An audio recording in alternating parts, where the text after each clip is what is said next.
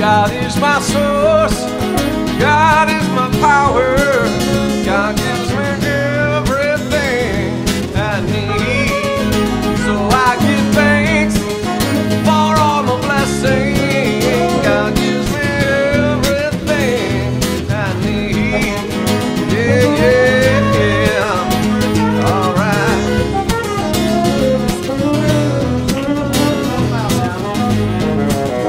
God is my source, God is my power, God gives me everything I need. So I give thanks for all my blessings. God gives me everything I need. God gives me everything I need. God gives me everything I need.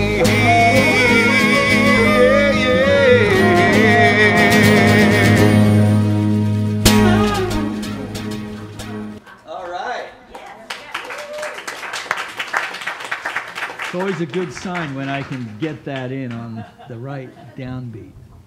All right, how are we all doing out there? Good, good. Reverend Michael McMorrow here, spiritual director here at our fine little center in Granada Hills, California, where we welcome all who practice their beliefs in faith and love. And we have a little thing that we do here called hugs and handshakes. So get prepared to have your boundaries pushed a little bit. 1, 2, 3.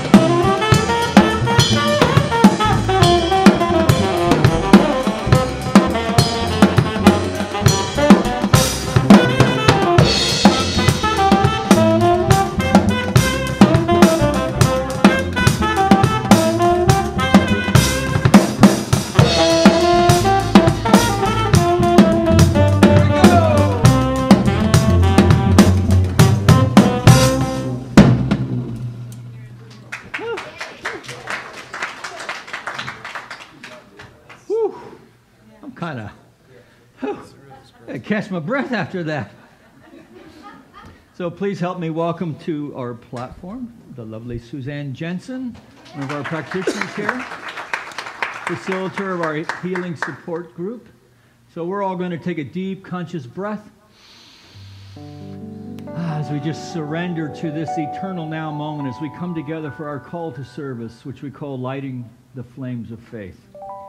And we perform this ceremony to promote the universal consciousness of life, which acknowledges that all peoples, all faiths, all sentient beings come from the one great universal presence, which we call spirit. Fundamental to this truth is the unifying nature of all religious thought and experience, which we honor here this morning. So as Suzanne lights the first candle, it's for the Tao, honoring the universal path of harmony and equilibrium, the natural way. We light the second candle for the shamanic traditions, honoring the beliefs and practices of all indigenous peoples, the way of primal spirituality. The third candle we light for Hinduism, honoring the path of knowledge, action, and devotion. We light the fourth candle for Judaism, honoring the ethical path of living by sacred law. We light the fifth candle for all forms of Buddhism, honoring the four noble truths and the path of compassion. The sixth candle we light for all forms of Christianity, honoring the Christ consciousness as the path of love. We light the seventh candle for all forms of Islam, honoring the path of submission to the will of God as the highest calling. The eighth candle we light for the universalistic religion of Baha'i, honoring the path of unity and peace. The ninth candle we light for all forms of new thought, honoring the metaphysical path of mental healing through the practice of universal spiritual principles. We light the 10th candle for all those who are as yet unaware of the power and presence of Spirit in their lives, and for the space we hold for them here at our center. And as Suzanne lights the healing candle, please put silently into the light the names of anyone you wish to have experience the healing flame of God's eternal love.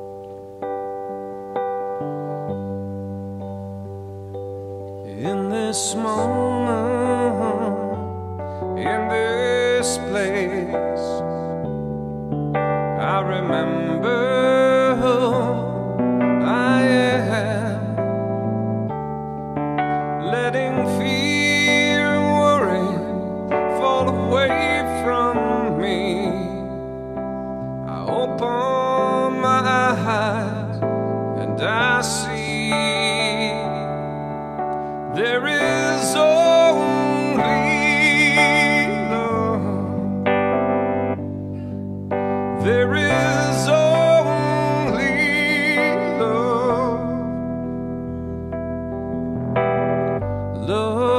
heals, love that sets us free.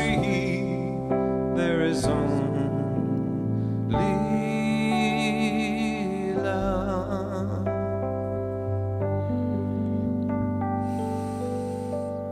I know that there is one infinite life, one eternal now. I know that this life and beingness is all there is.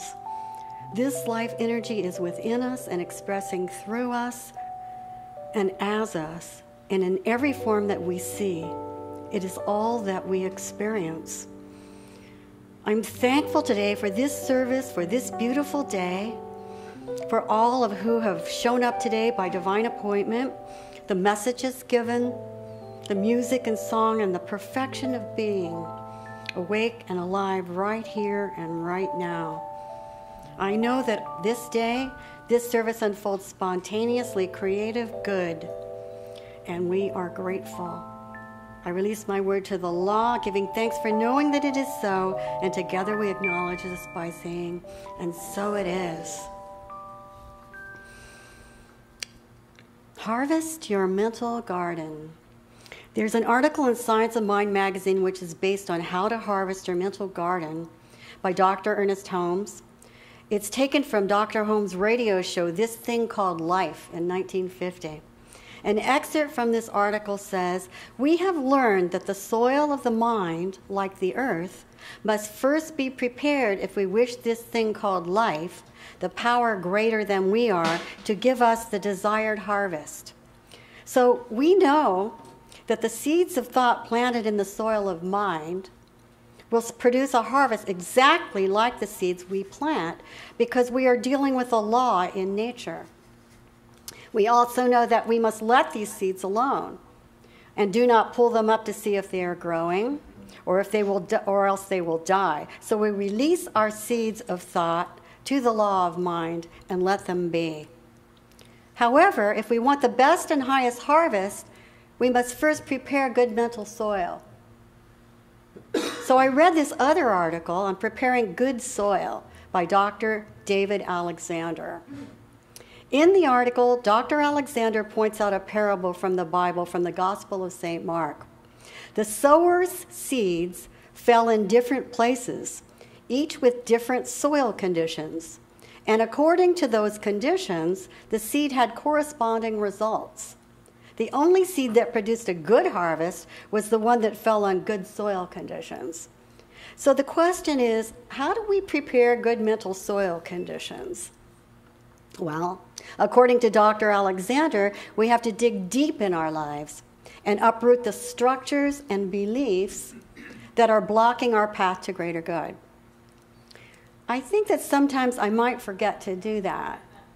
For myself, I see that sometimes I assume that I already know what my beliefs are without presently looking within, searching my heart, believing that I've done that work already. But is that true? Maybe there is something still waiting to be discovered. It takes intention to be present. It seems that it is necessary to be vigilant in our awareness, because in reality we are continuously sowing and reaping. It is taking place in our minds every hour of every day. When looking within, do we detect any fear arising within us? Is there any doubt? Or do we have an expectancy of good? Is there any limitation to the degree of good that we are expecting? Maybe we think we're not worthy of too much good, therefore we can only accept so much. Or is that only so much good is possible? Is that the case? Because that's putting a limitation on our demonstration, our harvest. In our prosperity class, Dr. Maureen tells us that if limiting thoughts arise, you can just say thank you for sharing and move on. It takes our minds longer to catch up to what our heart already knows. In the spiritual garden, just like in an actual garden, you get out what you put in, measured in quality of intention, faith, and acceptance. According to Dr. Holmes, it is through quiet meditation and spiritual affirmation that we actually enter into consciousness, conscious communion with the divine presence, which is always around and within us. And so this is how we tend to the rich spiritual soil of our mind. The final act of harvesting is in gratitude. Thankfulness and thanksgiving to the principle of life, the fulfillment of our desires. So have a wonderful Sunday. Namaste. Good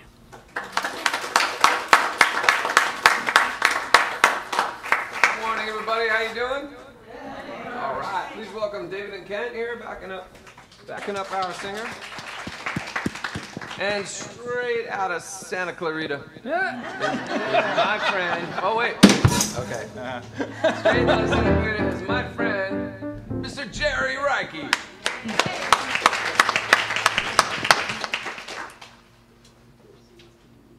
Uh-oh. Good? Yep. We'll find out.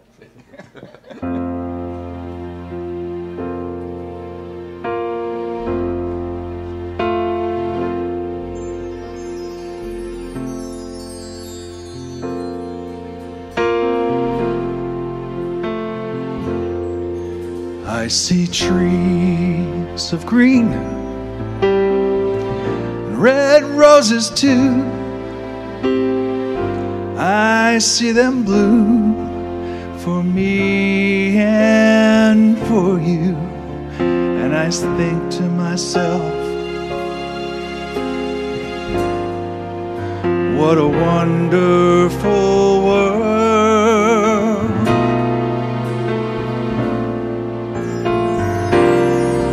I see skies of blue and clouds of white, the bright blessed day and the dark sacred night. And I think to myself, what a wonderful world.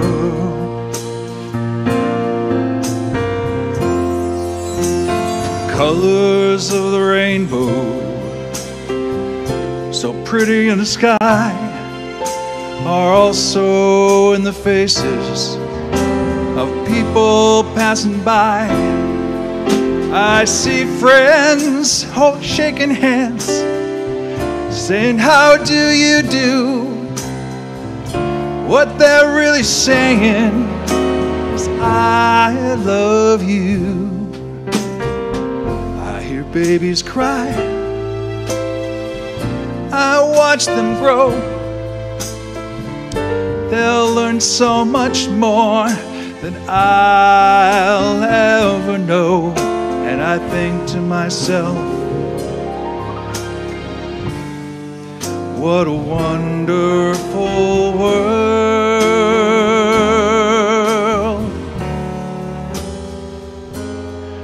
Yes, I think to myself,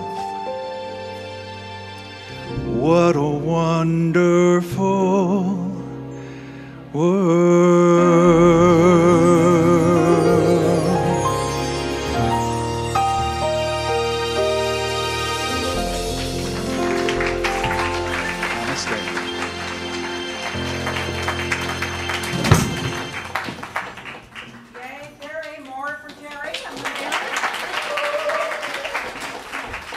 It is a wonderful world, yes? Hey, listen, if your world isn't so wonderful for you right now, just do what she said, because she just gave you a lesson in how to use this teaching. Your thoughts go into the soil, the seed goes into the soil, and it grows a plant. So what are the seeds that you're planting? That's how we change our life, as we change our thinking, right? Yes, so welcome everybody. Good morning. I see some new faces, and I'm really happy to see you all. If you're new here, welcome. It's a wonderful place for you to be, and we're delighted that you're here. I'm going to highlight some announcements, which are also going to be up here, and also you will find an insert in your program here that tells you a lot of the activities that we have ongoing here on a monthly basis some on a weekly basis. There's a lot going on in this little community, and we invite you to join us for whatever you're drawn to. Today at 1 o'clock is our bereavement support group. That takes place the fourth Sunday of every month, which is today, and it will be taking place here in the sanctuary. And if you're working through the loss of a loved one, either recent or in the distant past, please join this group. It's wonderfully and lovingly facilitated by Reverend Jessica Fish. Beginning September 13th is the new Sangha group that's going to be meeting. This is a Wednesday morning sacred group of wonderful individuals who study a particular subject. And that's going to begin on September 13th, 9:30 to 12 o'clock. So if you're interested in deepening your spiritual practice, that's a wonderful way to do it. Susan, stand up for a second. Susan heads our Dorothy Day Feeding the Homeless on Skid Row program, if you will. And is it once a month you go? Mm-hmm. Once a month? She goes down to the Hippie Kitchen. What's the name of it? The Hippie Kitchen downtown on Skid Row. It's a wonderful experience if you want to sign up and join her on a Saturday or a Tuesday or a Thursday. You see the dates there. There's a sign up for that just on the other side of this wall in Sparks Hall. I invite you to do that. It's a wonderful, wonderful experience. I imagine maybe Reverend Mike's going to talk about that because I know you were out there yesterday, yes? Mm-hmm. Okay, also coming up, this is really exciting. It's going to be an 8-week plan for finding peace in a frantic world. It's a mindfulness training facilitated by one of our congregants, Christine Velasquez, who is a licensed clinical social worker and a certified cognitive behavioral therapist.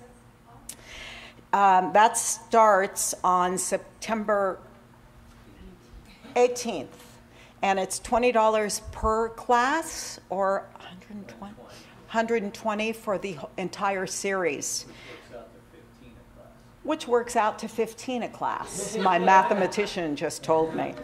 So that's going to be Mondays at 7 to 8:30. I guarantee you, you will not be sorry that you sign up for this course. I know Christine, and it's going to be, is she here? No. It's going to be a wonderful, wonderful experience. There is more going on here at our facility. Check your program for announcements. And welcome. Have a wonderful day.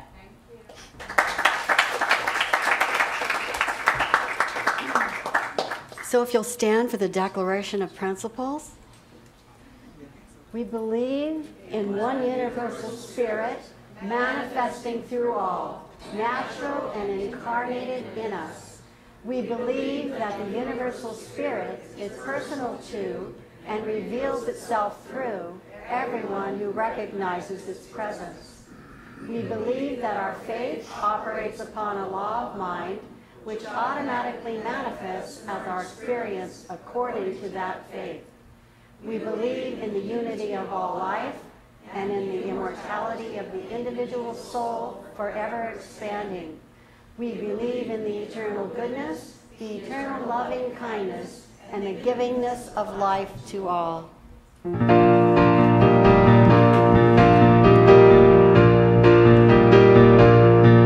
I release and I let go. I let the Spirit run my life.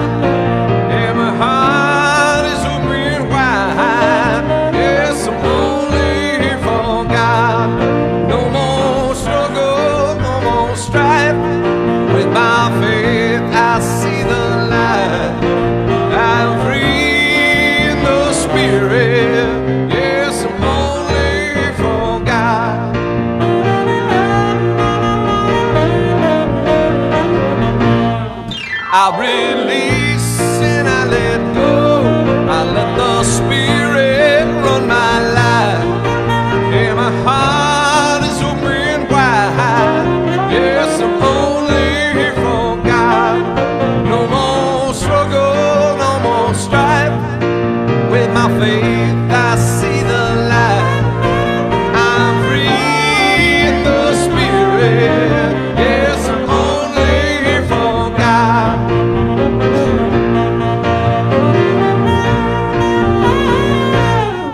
I release and I let go. I let the Spirit run my life, and my heart is open wide. Yes, I'm only here for God. No more struggle, no more strife. With my faith, I see the light. I am free in the Spirit. Yes, I'm only here for God. Here we go, yeah. I'm only here for God. One more time now.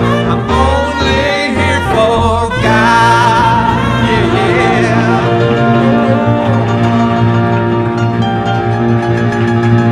Yeah. All right. Very good. That'll get you going, eh? Almost as good as a double espresso. Without the jitters. Yeah, it is true, isn't it? Yeah, all right. So how are we all doing out there? Okay, so we have some new arrivals. My name is Reverend Michael McMorrow. I'm the spiritual director here at the center. And if you were here last week, I was not. And Reverend Victoria Thomas was here. She was great, yes? Yes. Yeah, so we love Victoria around here. Long-time connection to our center, and my Vipassana partner when I went to North Fork and sat in noble silence.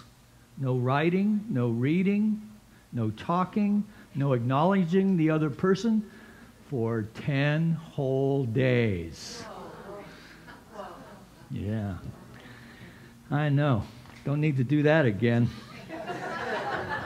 Well, no, let me say, I probably do need to do that again. But someone asked me, what was it like? I said, well, next time I have 10 days off, I'm going to Hawaii. So, but it was life-changing. And if you're looking to establish a meditation practice, you can do that. And it's wonderful. It's a wonderful surroundings. It's in the foothills of the Sierras. Or you can come on Monday nights and join Christine Velasquez in her mindfulness practice. So this is going to be kind of a secular approach, and by design. So Reverend Nancy's going to be there to kind of give the metaphysical interpretation for that. But if you have any friends who are from other faith traditions, or even in the corporate environment, and are looking to create some space in their life to allow more creativity, a sense of equanimity with others, a sense of connection with their own life, and with or with their life of work, whatever that is, mindfulness practice is a very powerful practice to bring into our life. So there's a couple great things about this. The first class is free, and it's only 1 hour, 7 to 8 on the 18th, was it? Yeah. So there's no commitment of any kind except to get your tuchus here and in that seat. That's it. And then after that, there is a fee. And if you do not have a meditation practice, you will find it very informative. And if you do have a meditation practice, those of us who do will be exposed to other forms. So I'm planning on attending it myself, just for a little tune-up. So I hope you can join us. And we do have other classes coming up, so keep an eye out for that. And if nighttime is not your gig, then Wednesday mornings with the Sangha, look for that. It's going to have a Buddhist emphasis. And it's set up to have some practice and some nice fellowship. They share lunch and so forth. So you get in at 9:30 and you're out by 12. Okay? So, and this being August, our theme for Centers for Spiritual Living worldwide has been love, compassion, and caring. And we have been speaking to this throughout this month of August. So the first week we spoke to compassion and action, and we had practices around that. And then we talked about accepting what is. And acceptance not as resignation, but willing to get real. Willing to get real about what's working and what's not working in our life. To understand that there are thought patterns underlying our life that may not be serving our highest good.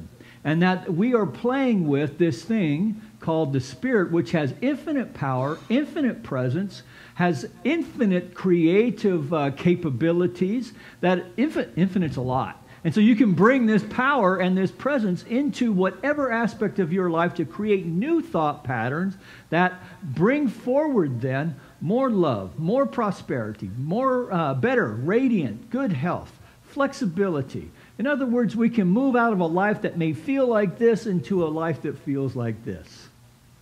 That's really what we're teaching here. And you know what? That's the way all faith traditions start out, till they get bogged down with the dogma.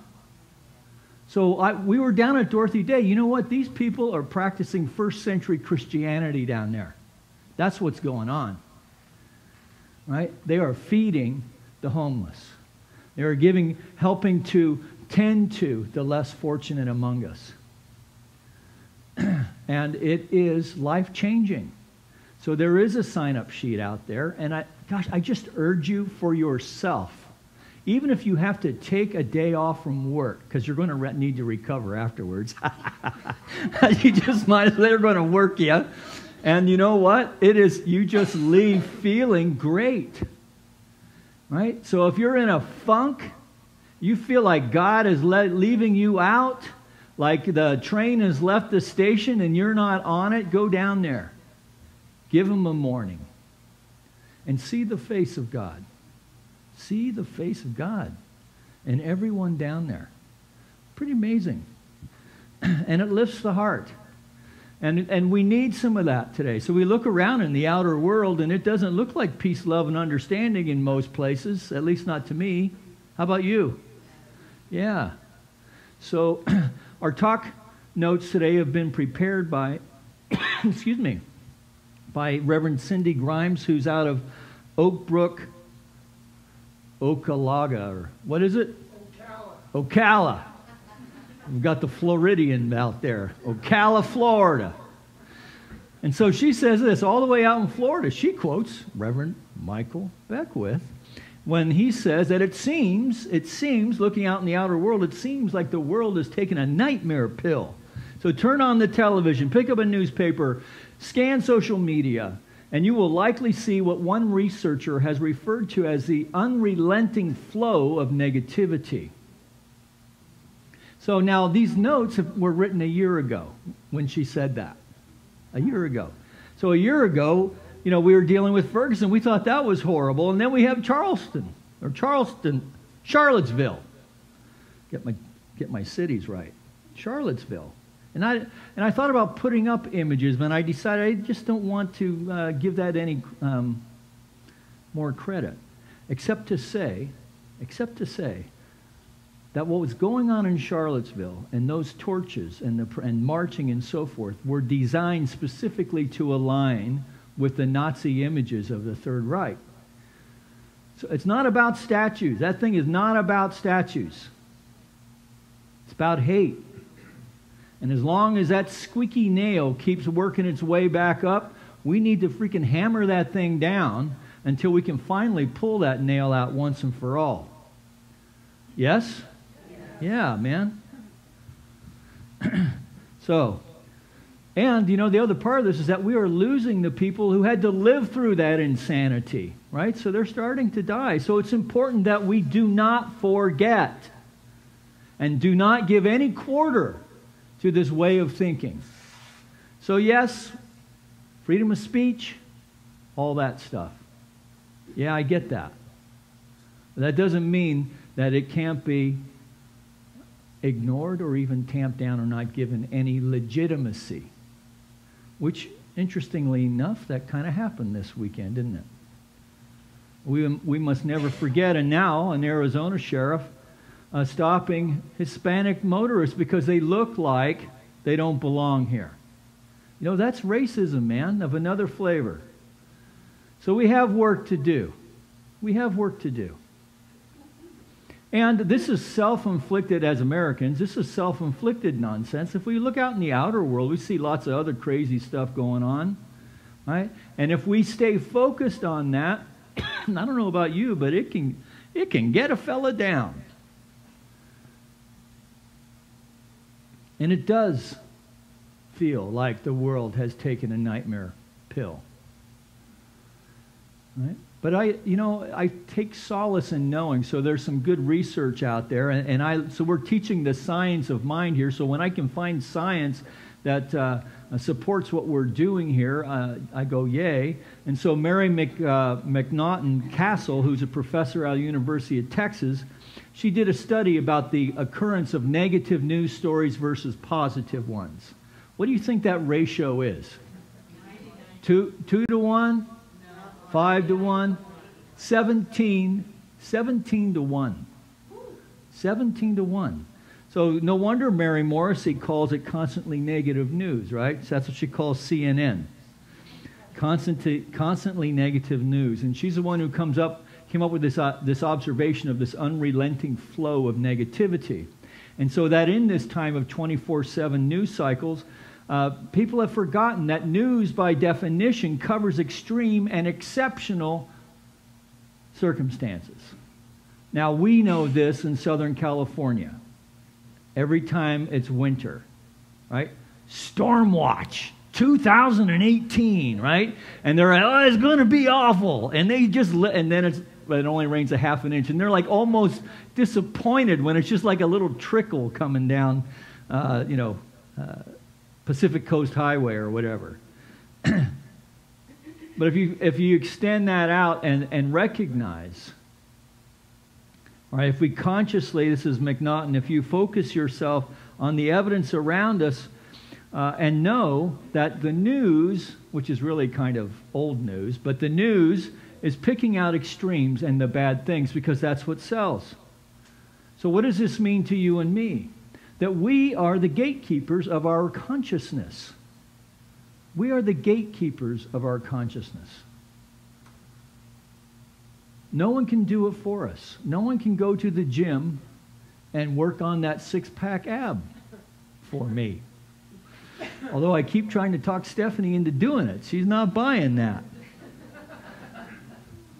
So as religious scientists, so we look out in that outer world, and religious scientists, we know a greater truth transcends that sense of separation that is creating and feeding this nightmare. Creating a sense of separation from ourselves, our life, and that of our fellows. And can feel overwhelming. And what to do? What to do? Is there nothing to be done? But we know that there is a greater truth that transcends that. That we also know that it is done unto us as we believe. And so in this way, then, humanity is at a critical juncture in life. So our biological bodies have evolved to where they're at. And, this is probably as good as it's going to get. Unless we get into human engineering and all that, God help us. However, our consciousness can continue to evolve, starting right now, right where you're at. Right with whatever you think about your thinking and your life right now, that we can shift it and lift it one thought, one discordant thought at a time, until we shift the expression of our entire life. This is a truth. I know it for myself because I've proved it for myself. And Ernest Holmes, the guy who put this thing together, he says the same thing. So yes, our thoughts impress themselves in a creative law of mind, which is this medium of thought. That is God's thought. Right? That there's, for humans, there's a conscious and unconscious aspect of it. And that the tendency of our thought is what tends to demonstrate itself in the outer affairs of our life. So if our constant thought, if we have a thought pattern that says, say, all the good ones are taken, that love's not for me, or I can't get a break from the man, all the good jobs are taken. So in this realm, am I going to demonstrate a life of prosperity or a job that feeds my creativity and my bank balance and allows me to care for myself and others? Or am I going to have a job that's kind of keeps me constricted and hemmed in. Because remember, you are putting it out there. It's not that, maybe you have a job and you want to find expression within that. And that's the calling. We have to change our thinking about our current situation. We have to change the tendency of our thought. Now, what this means is that we have to be really almost ruthless when we look at the nature of our own thinking. And be courageous, not judgmental, but courageous. And say, you know what, this is keeping me playing small in the world. Now, what we teach here is that you don't do it on your own. So the first thing that we do here in a church like this is that we expand the idea of what we think God is. So we may have kept him nailed to a cross, or in some particular dogmatic thinking, or within a law, or whatever it is, but we're allowing the idea that God is so much bigger than what we think it is. Even if we have this idea that all of life is one with the mind of spirit, even in this way we can expand and cultivate and know in a deeper way what this means. Because that's what's doing the work. That's the thing that is expressing itself as you and as me to have a greater experience of itself. Now think about that for a moment. That's a huge idea. Reverend Victoria spoke to this last week. That we are the Spirit in expression, limited only by what we think about that, or whether we're up to it, or whether we're worthy.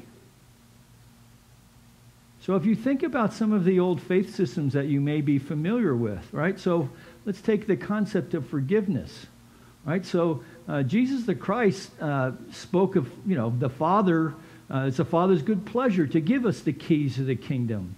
And that forgiveness was just a natural extension of the very heart of the Spirit itself. We're the ones who put all the conditions on that stuff, because of our own judgments and recriminations, usually directed at ourselves. And so if I feel like I am not worthy, or I fall short, or any of the other ways that I may think less of myself, and I'm looking out in the outer world, do you think I'm going to find other people who are going to live up to that paradigm? You bet. Or do you think I might find lesser companions so that I can feel better? I can testify to that. Yeah. And, if you find yourself going to a bar that opens up at 6 a.m., that's probably what you're doing. Now, I don't know anything about that, of course. Long time ago. Old story. So here's the deal. We are being called to remember and live from the truth of wholeness of knowing that there's only one thing. That all this stuff that's going on in the outer world, is a reflection of what's called race consciousness. And so on some deep unconscious level, we have an agreement that this is the way the world works. And yet, the fact of the matter is, with all this stuff that we were talking about, this 17-to-1 negative stories to positive ones, the truth is, the research shows, the science shows, that the world is a far safer place today than it has ever been in all of human history. There's a study on that somewhere. Let me find it. So a fella in 2011 wrote a book, Better Angels of Our Nature, which is where, well, I guess I can just throw this out today, he wrote this book, The Better Angels of Our Nature, and this was his observation, right? He had a hunch that this might be the case, and then he went looking for evidence to support this idea. Now, it doesn't look that way because we are inundated with bad news. And in fact, we may even be surrounding ourselves with people who keep feeding this idea of ain't it awful. So I'll tell you where you can hear ain't it awful. All right? Have you ever been to a union meeting? I have. In my old life. Right? Ain't it awful? Or you get a group of people together who have aches and pains. Well, let me tell you about my sciatica. Right? And so people start one-upping each other in their misery. Yes? Anybody have an experience like that? If you haven't, Thanksgiving's coming up, so pay attention. Am I right? Yes. And we are the gatekeepers to our own consciousness. So the fact of the matter is that we have never lived in a more peaceful place than we have. I'm talking about the human family. And with all the stuff that's going on, and there's some horrible things. I don't want to minimize any of that, and I don't want to do a spiritual bypass and say that's not ours to do, because it is. There's a lot to do. But never doubt that a small group of thoughtful, committed citizens can change the world. And indeed, it's the only thing that ever has. So think about this. Moses started with his brother Aaron. Moses. So the Buddha started with 5 guys. Jesus started with 12. Muhammad had a handful of followers. And these guys have changed the world. So the potential is there. And we must be still. We must be still and allow that voice within us that is calling us, right now. Each one of us has a calling within us. Each one of us. Whether it's to help people, through Toastmasters, to help people find their voice and express themselves that way.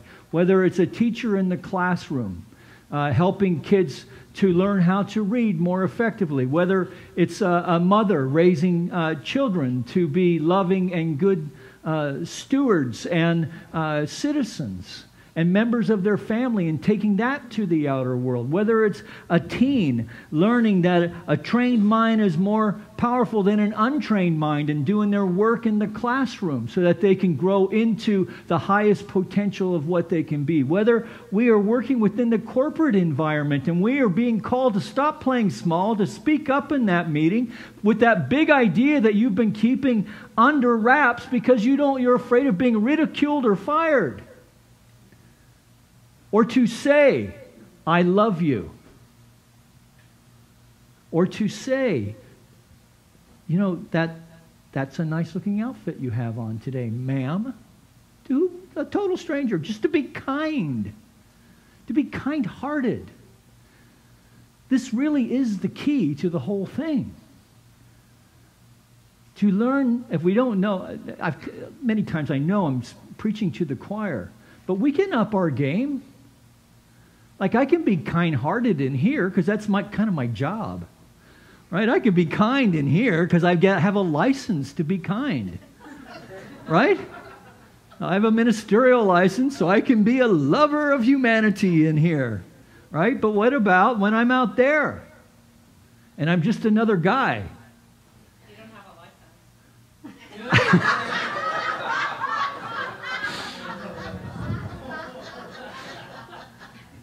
Well, I do have a driver's license.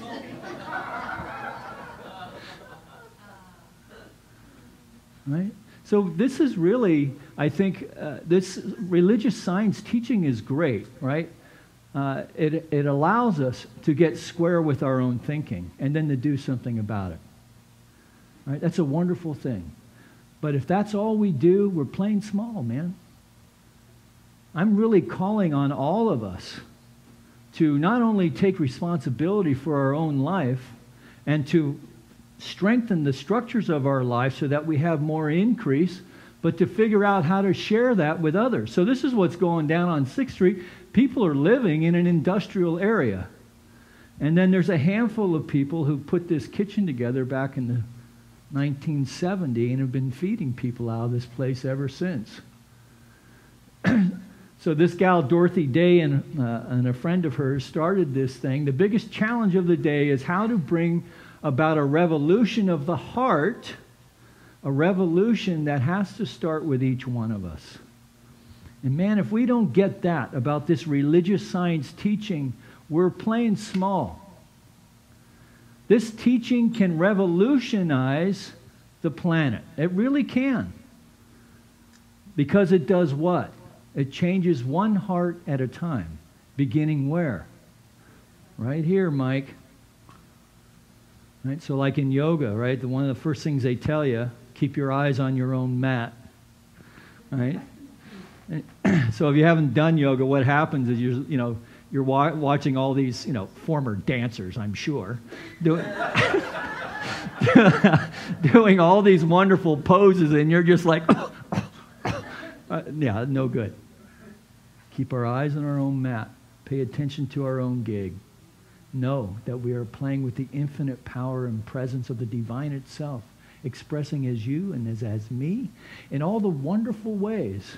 That the only thing that is going on here, that there is no sin but a mistake, that it is a mental error in thought that can be shifted and lifted into new ways, new thought forms that not only shift and lift our own lives, but lift the lives of those around us.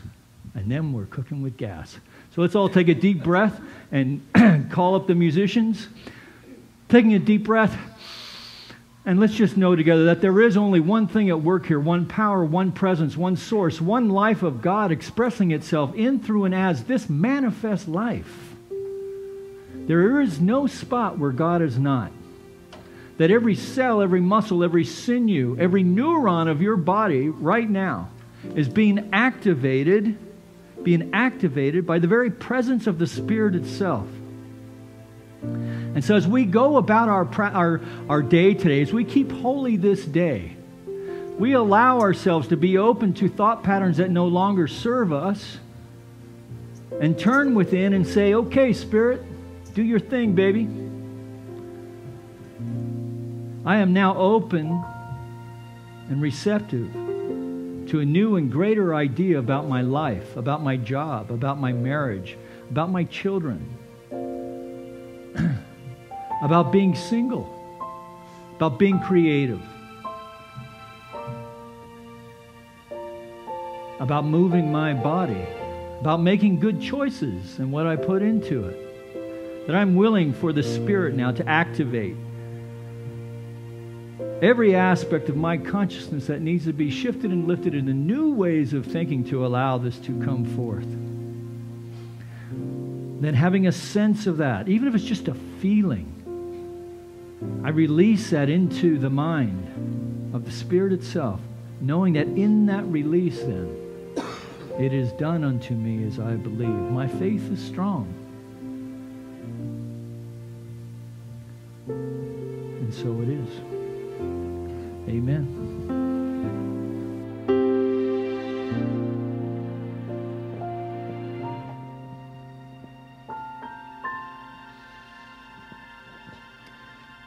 In the silence there is peace.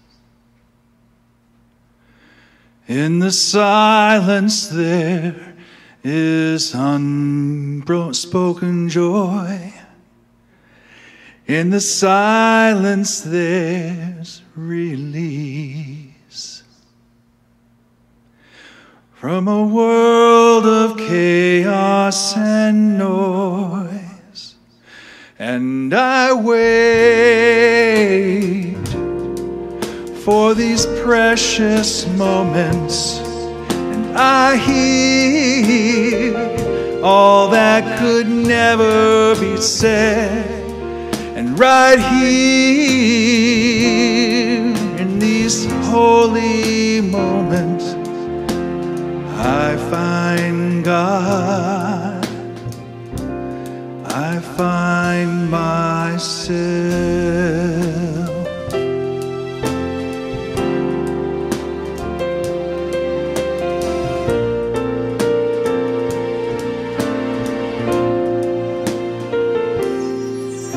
In the silence there is peace. In the silence there is unspoken joy. In the silence there's release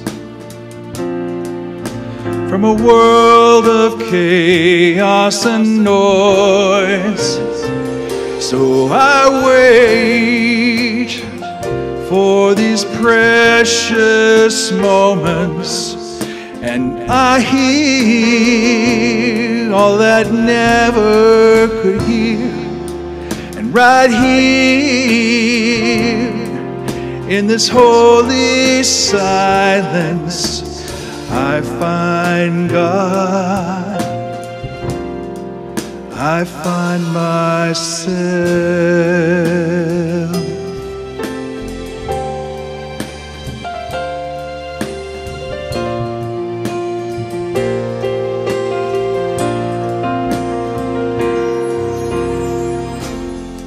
In the silence there is peace. In the silence there is unspoken joy.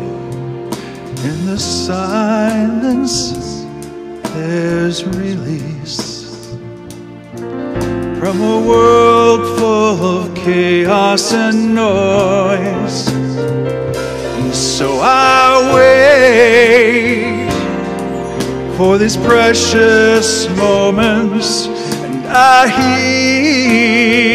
hear all that could never be said. And right here in this holy silence, I find God. I find God.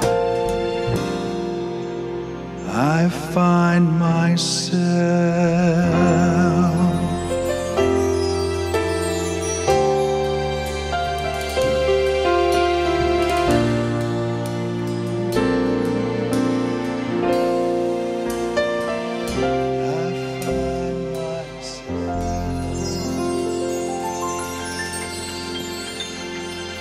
Namaste.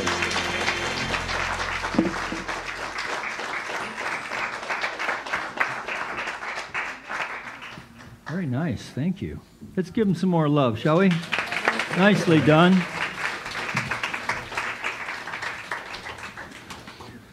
So, a lot of testosterone up here today.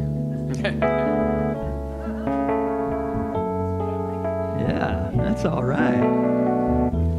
All right, so we prepare our gifts for the offering. We call our ushers forward. Spirit gives through me.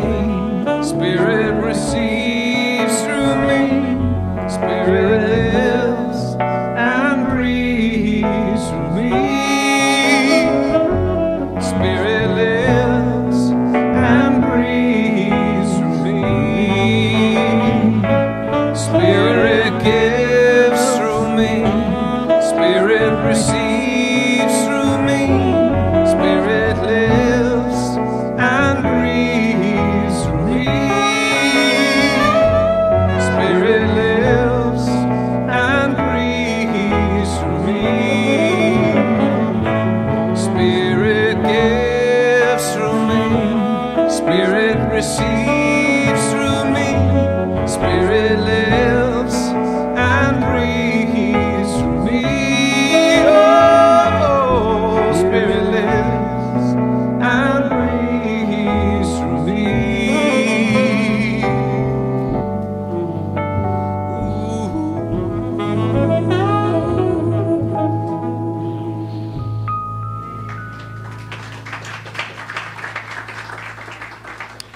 All right, so let's just go with him for a moment longer and just recognize and know that the gifts presented here this morning are evidence of a demonstration of consciousness that understands and knows that God is our substance, our source, our supply. And so from the generous heart from which these gifts have been offered here this morning, we, representing the heart of this spiritual community, accept these gifts with deep appreciation, love, and respect, as we know together they go forth to heal, to prosper, and to bless. the vision, the life intention of each person here this morning and anyone connected with this center in any way. That we extend this blessing and this knowing to our community of Granada Hills, our city of Los Angeles, our state of California, our United States of America, all of its churches, temples, mosques, schools, universities, the people who attend them, the people who support them, for our planet as well, that we know that all of it is an emanation of Spirit itself. And to the extent that we are committed to seeing it, to knowing this truth, we see it demonstrating in all ways, great and small. This lifts our heart. We feel a sense of grace and power that allows us to shift and lift our own thinking and raise others with us. This leaves us with a deep sense of gratitude and appreciation. We are grateful. And together we acknowledge this by saying, and so it is. Amen. So please help me thank Swiss Miss, lovely Rita, and Miss Chloe, and not the psychic kind. Any kids back here? Yoo-hoo. Guess we'll give them 2 seconds. So there's this rabbi, a priest. No, I can't tell that one because I forgot it.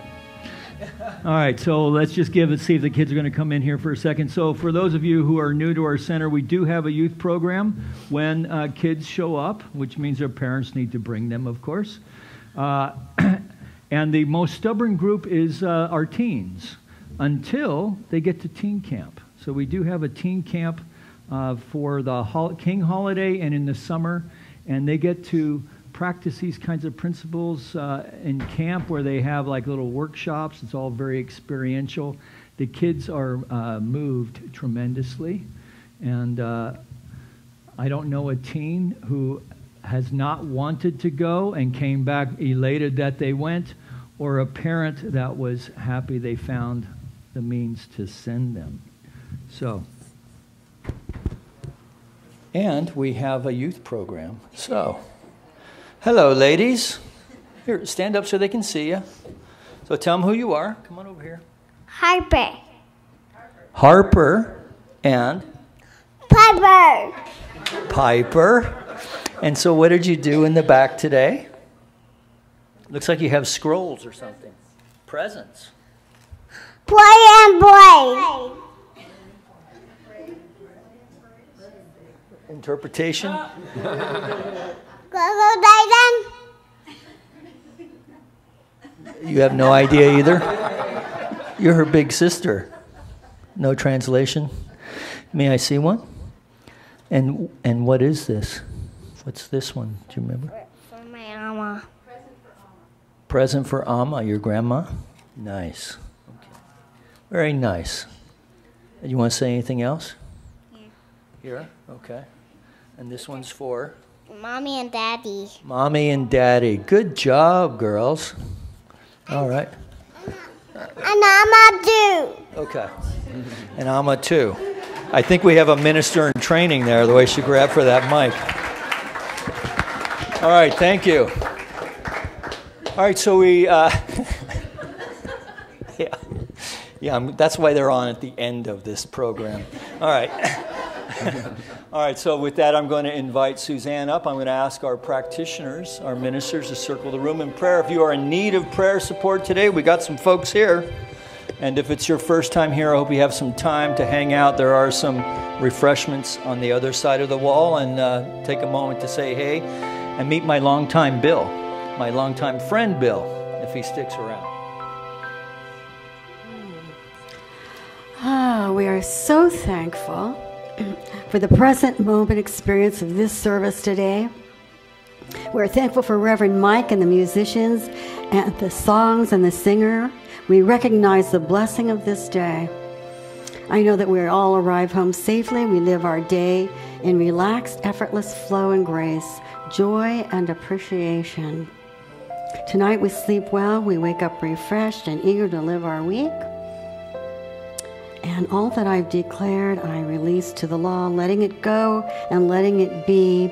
And we acknowledge this together by saying, and so it is. Please stand for the peace song. Thank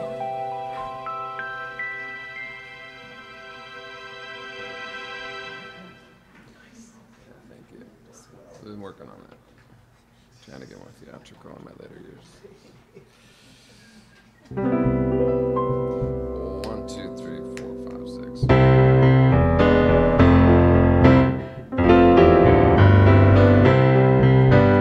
Let there be peace on earth, and let it begin with me.